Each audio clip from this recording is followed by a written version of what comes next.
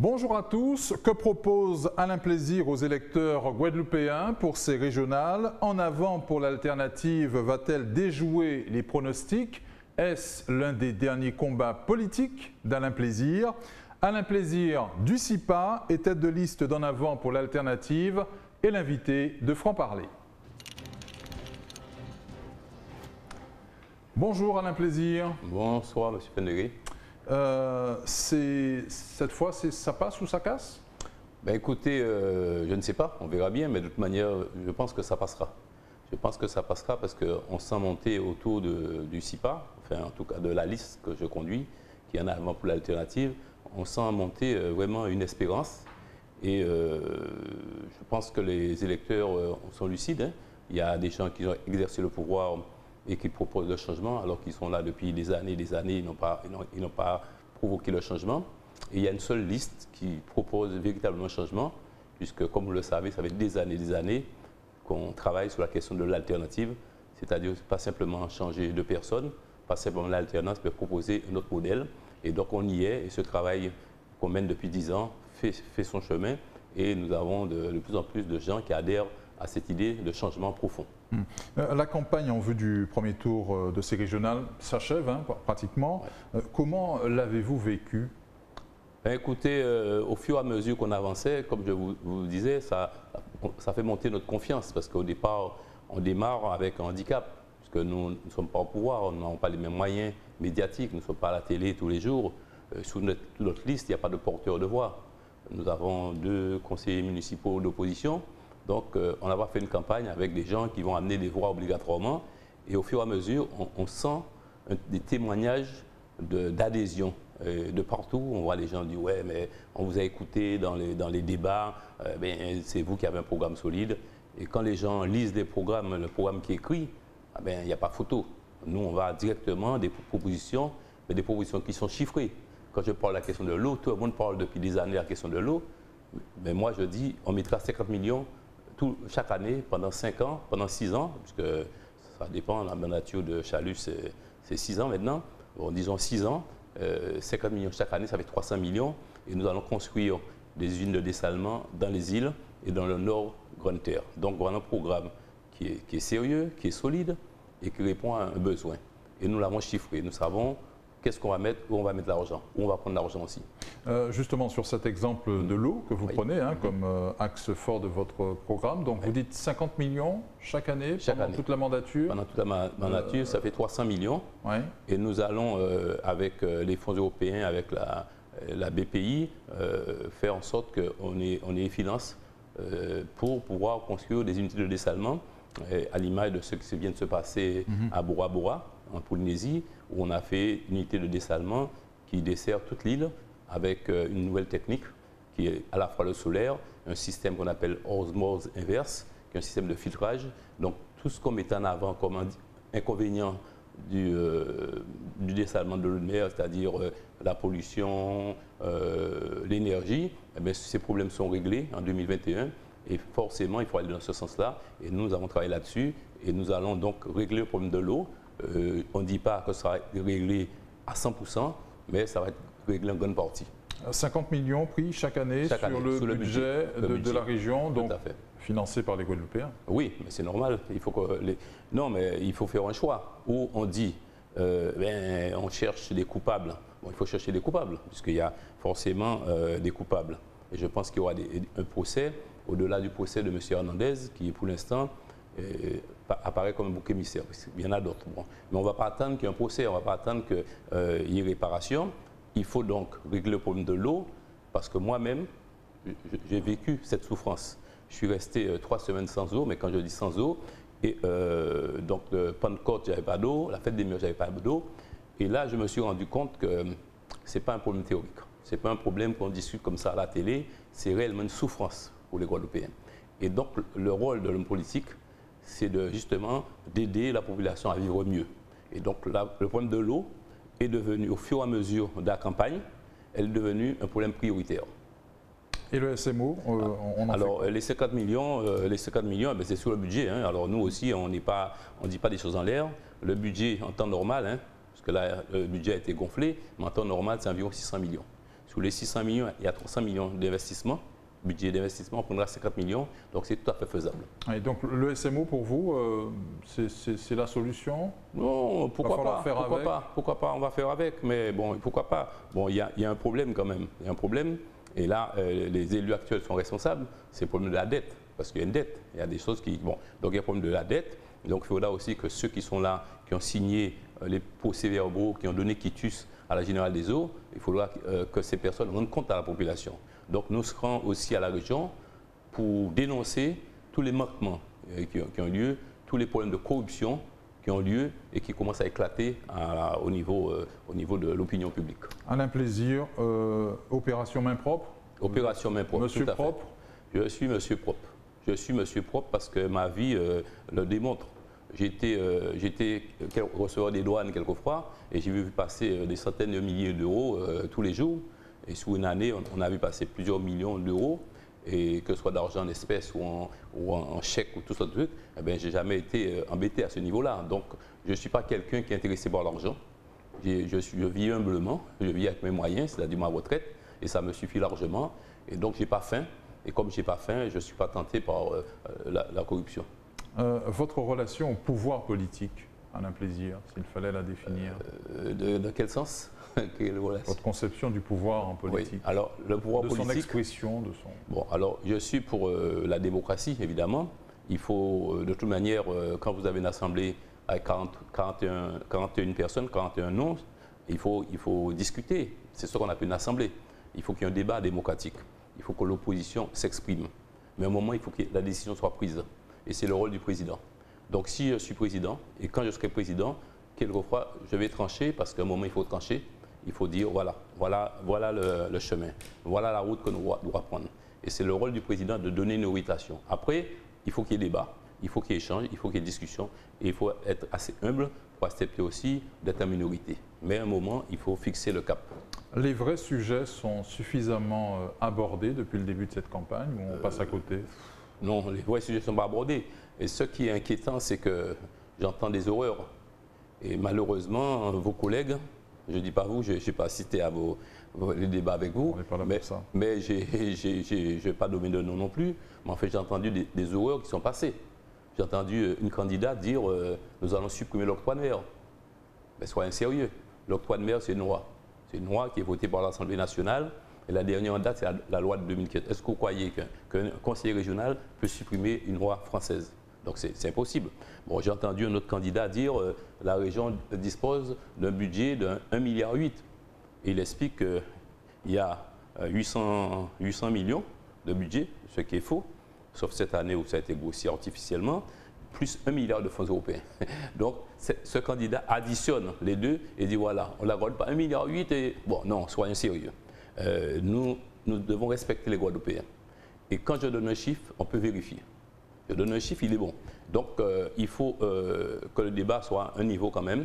On ne vient pas à la région parce qu'on a envie de se faire connaître ou parce qu'on a envie de marchander une place avec une équipe gagnante. On vient à la région pour rendre service à la population. Et moi, c'est dans cet état d'esprit que je viens à la région et je considère qu'il faut mettre le débat au niveau qu'il faut. Ce n'est pas une élection municipale, c'est une élection régionale, c'est une élection pour un pays. En fait, vous êtes en train de dire que certaines listes n'ont pas le niveau? Je ne vais pas dire ça, je laisse les téléspectateurs le dire. Mais moi, ce que je dis, c'est qu'il faut mettre le débat au niveau qu'il faut. Si c'est une élection communale, il s'agit de faire quelques routes dans la commune, peut-être une école, bon, ça. Mais là, il s'agit d'un pays. Un pays, il faut pratiquement se comporter en chef d'État. Parce que moi, je considère que la Guadeloupe, c'est un pays, puisque nous militons pour un statut de pays et territoire d'outre-mer, c'est-à-dire qu'on puisse avoir des relations avec l'Europe, je dirais presque d'égal à égal, puisqu'on sera un pays associé, qu'on puisse avoir des relations avec les pays voisins, et donc il faut se comporter comme un chef d'État. Il ne suffit pas de venir dire n'importe quoi. Le CIPA, votre mouvement, hein, oui, estime que, question bilan de l'équipe sortante, le compte n'y est pas. Le compte n'y est pas. Pouvez-vous me citer quelque chose qui a été fait pendant ces 5 ans? Ah oui, alors pour être sympathique, je vais dire qu'on a modernisé le CREPS.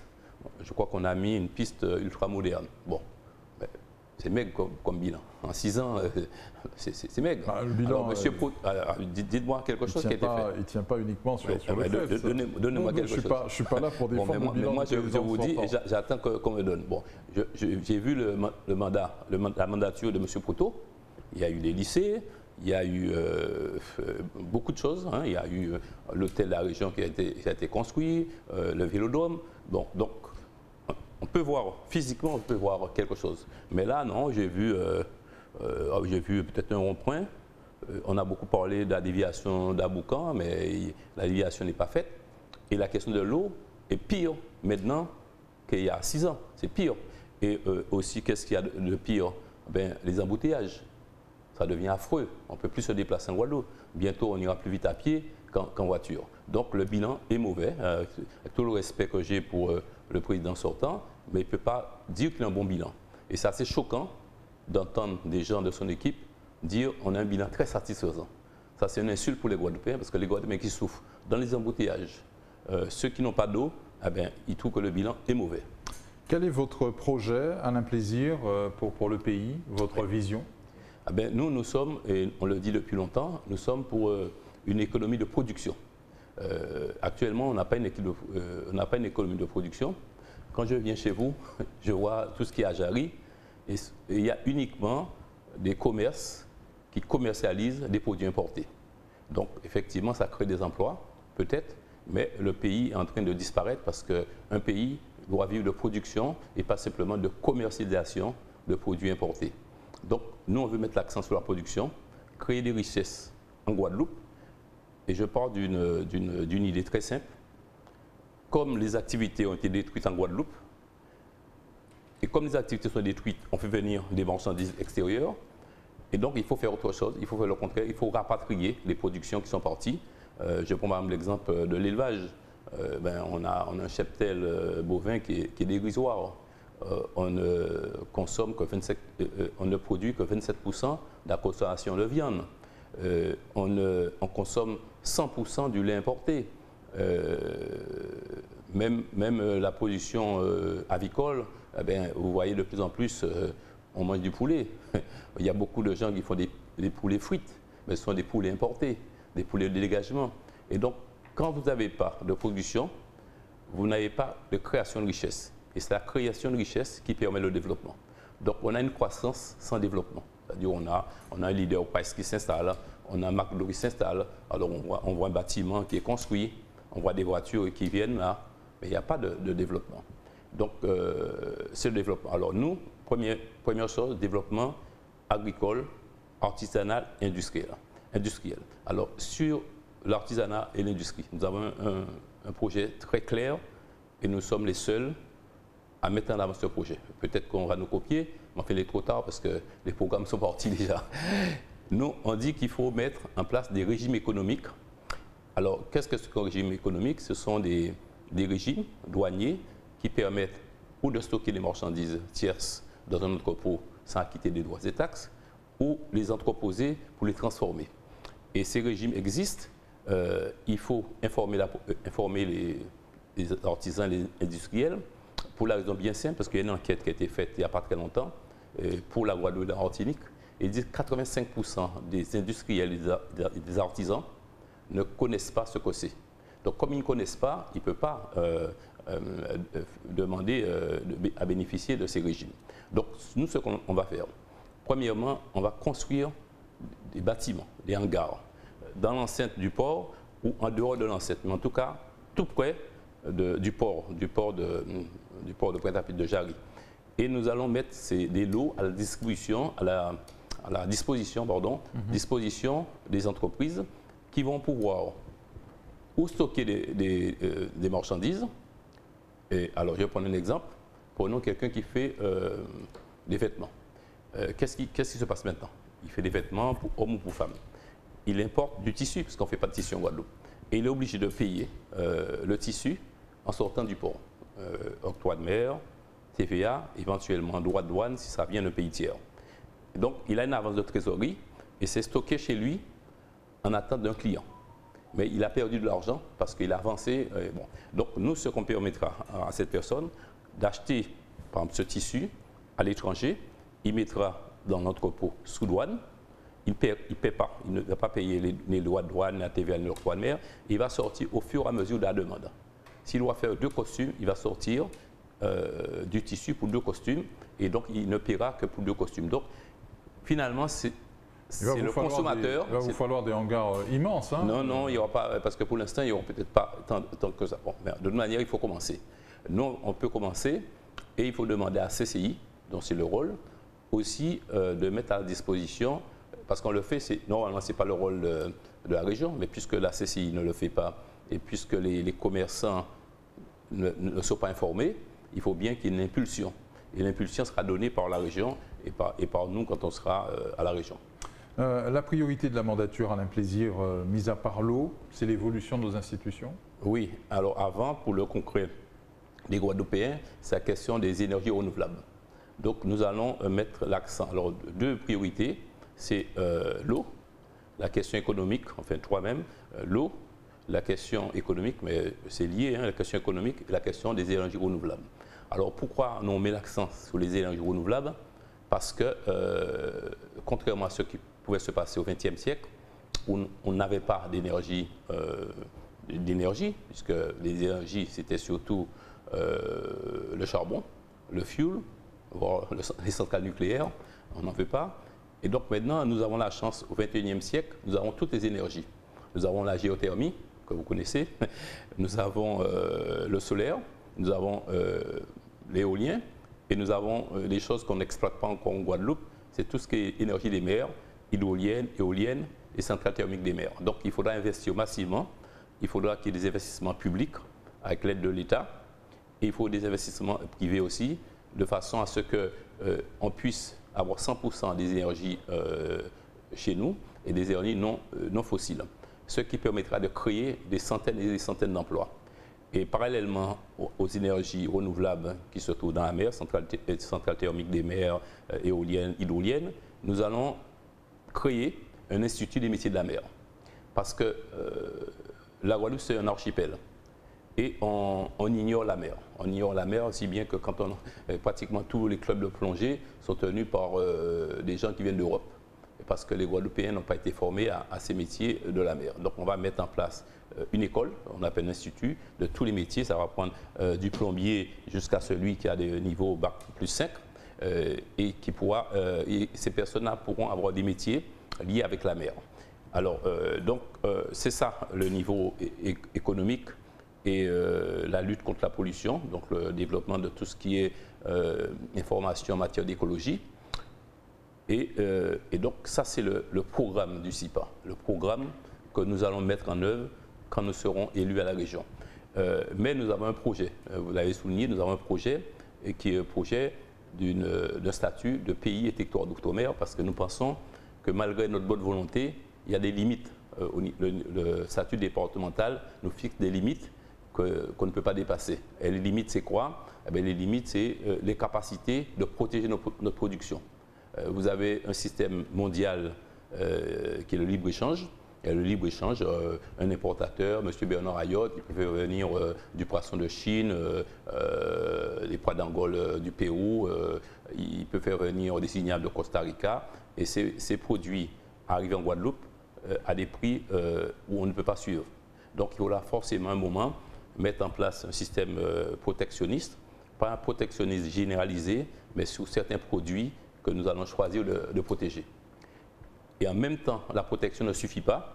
Nous allons utiliser les recettes de la protection pour aider les producteurs, qu'ils n'attendent pas les aides européennes qui sont données principalement à deux productions, la banane et la canne, mais nous allons aider celui qui fait des ignames, celui qui a quelques bovins, celui qui élève des poules, celui qui fait des madères. Voilà, on va développer le marché intérieur. Donc pour vous, point de salut sans ce statut de PTOM? À mon avis, point de salut. Point de salut. Oui. La preuve, c'est que nous avons des gens qui sont, je suppose, des gens qui sont intelligents, des gens qui sont brillants, mais on voit bien que quand on regarde des statistiques comme moi, on voit que la production diminue.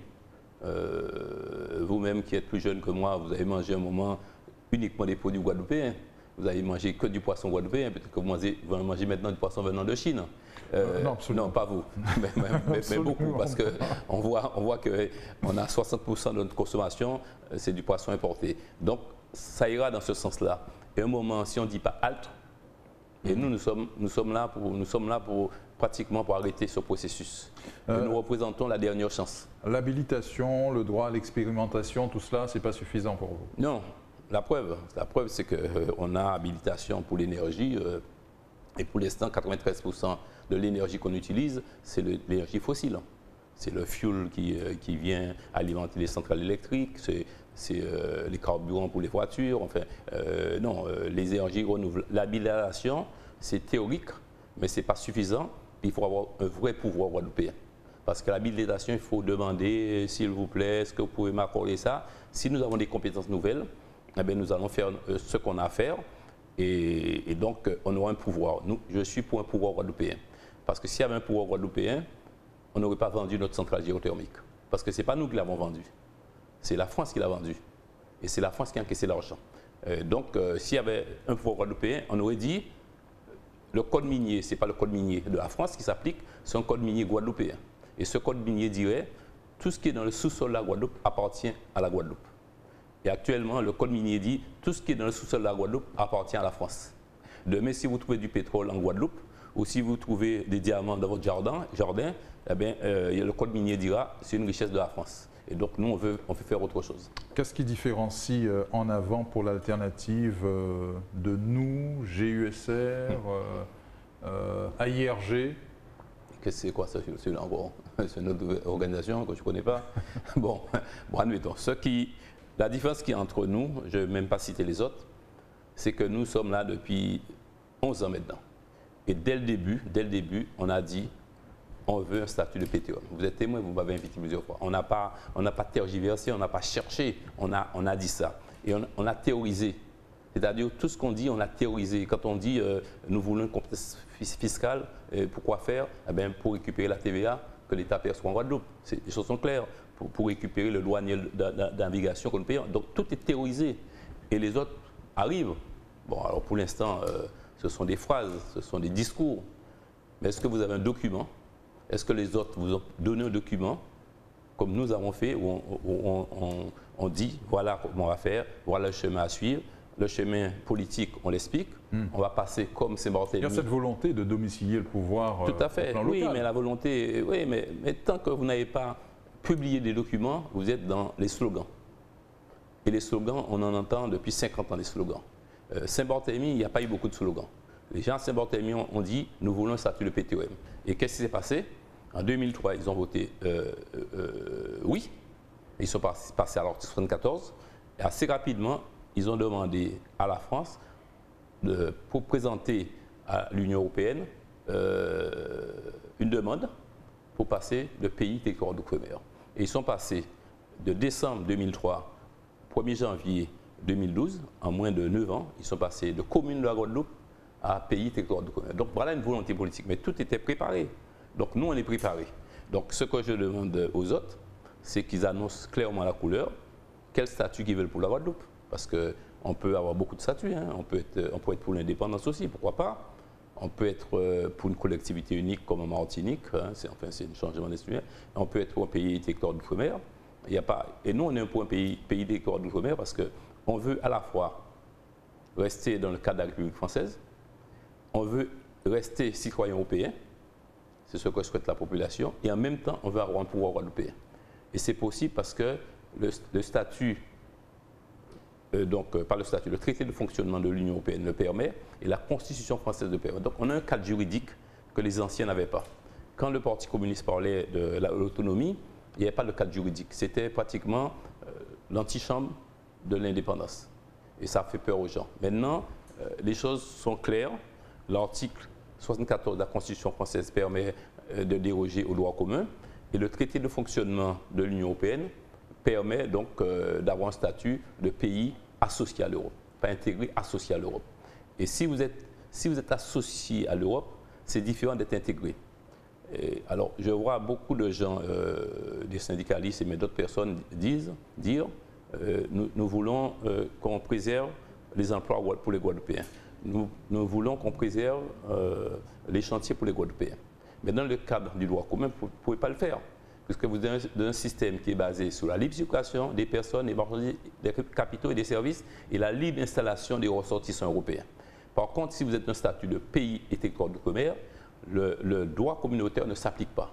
Cette histoire de libre circulation des personnes, des marchandises, des capitaux ne s'applique pas. Donc c'est vous qui allez choisir. Si vous voulez donner une préférence à l'emploi guadeloupéen, c'est possible. C'est possible. Et nous, on veut qu'il y ait une préférence à l'emploi pour les Guadeloupéens et on veut aussi une préférence en matière de production agricole, industrielle et agricole. Très bien. Voilà. Que dites-vous, Alain Plaisir, aux électeurs guadeloupéens qui seraient tentés par l'abstention? Je dis que c'est un tort. Parce que c'est le risque. Hein. Oui, c'est un risque. On peut comprendre les gens qui s'abstiennent parce qu'il y a le Covid, il y a beaucoup de scandales politico-financiers. Et donc, ça peut dégoûter les gens.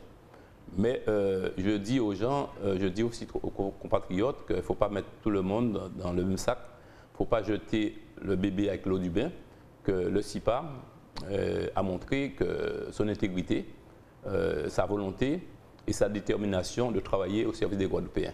Donc, allez voter et votez pour la liste en avant, pour l'alternative, que j'ai l'honneur d'être la tête de liste. Au deuxième tour? Deuxième tour, on aura le temps de parler du deuxième tour parce qu'on sera au deuxième tour. Donc les autres qui veulent le changement devront se rassembler autour de nous et donc on va discuter avec les autres. Mais on sera au deuxième tour. Je suis persuadé qu'on sera au deuxième tour. Ça va être la grande surprise de ces élections. Le CIPA peut discuter avec toutes les listes présentes sauf l'extrême droite. Alors là, carrément, nous avons des concurrents. Les autres sont des concurrents. Mais l'extrême droite, c'est un adversaire que nous allons combattre avant les élections, après les élections, parce qu'il y a un danger qui guette la Guadeloupe. C'est que Mme Le Pen arrive au pouvoir, et elle est aux portes du pouvoir. Elle est aux portes du pouvoir. Pour l'instant, elle est en tête dans les sondages présidentiels. Et je ne veux pas que ce système fasciste, raciste, xénophobe, homophobe se mette en place, parce que nous allons souffrir. Nous allons souffrir parce que ceux qui prônent l'inégalité des races, ces personnes-là, forcément, sont des racistes. Et nous sommes un peuple, nous avons souffert de l'esclavage, de la colonisation, et nous ne voulons pas de personnes qui prônent le racisme, la xénophobie et l'homophobie. Donc, vous mettez la représentation locale de ce parti, le RN, en l'occurrence, dans le même panier. Dans le même panier, parce que quand on adhère à un parti, on adhère, le mot adhérer a un sens. Les gens qui sont ici adhèrent à l'idéologie de l'extrême droite. Oui. Donc ils sont dans le même panier. Mais pourtant, ce parti fait de plus en plus de voix en Guadeloupe, Alain Plaisir. La faute à qui?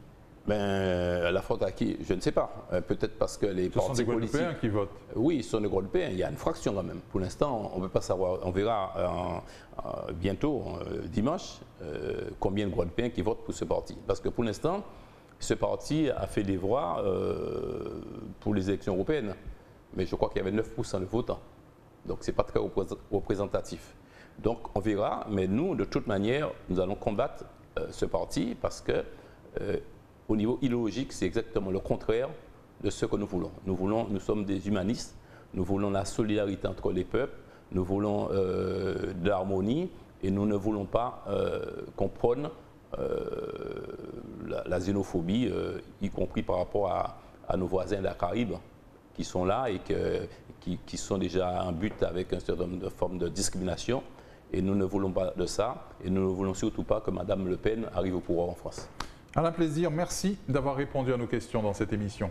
C'est moi. Merci. Merci à vous de nous avoir suivis dans ce franc-parler spécial élection régionale.